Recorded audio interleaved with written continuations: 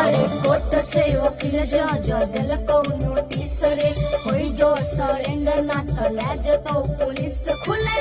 रंगदारी करे छही ढेर लगे ससुर दरोगा सिपाही छिए साला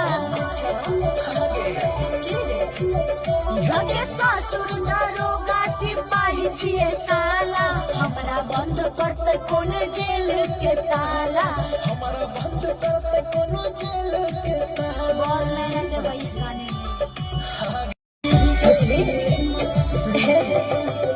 अरे कोर्ट से वकील जज दिल को नोटिस रे होई जो सरेंडर ना तो ले जतो पुलिस खुले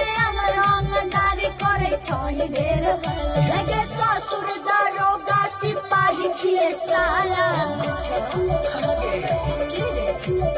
लगे ससुर दरोगा सिपाही छिए साला हमरा बंद करते कोने जेल के ताला हमारा बंद करते कोनो जेल के ताला। बोल मैंने जब इस गाने